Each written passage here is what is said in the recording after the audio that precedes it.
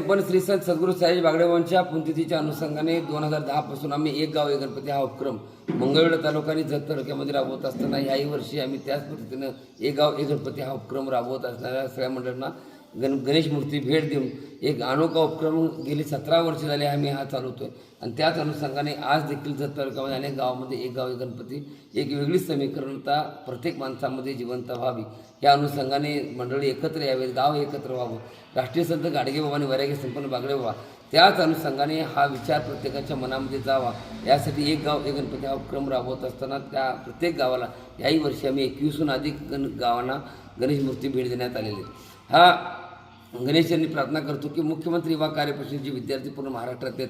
6 महिन्याचा कार्यकाळ संपला, 11 महिन्याचा कार्यकाळ संपत आलेला आहे तरी देखील त्या मुलांना पुन्हा पगार किंवा त्याही त्या ठिकाणी पुढं काय हा मोठा प्रश्न पडलेला आहे. तर मी गणरायाच्या चरणी प्रार्थना करतो की जे माननीय उदय सामंत साहेब येऊन सांगलीमध्ये शब्द दिल्याने एकनाथजी शिंदे साहेबांची भेट होऊन पुढं काहीतरी सकारात्मक दृष्टीतून वाटचाल होईल हेही त्या ठिकाणी सांगितलं. तर मी गणरायाच्या चरणी प्रार्थना करतो की त्यांच्या ज्या इच्छा आकांक्षा आहेत येणाऱ्या काळामध्ये त्या मुलाला देखील हाताला काम भेटावं.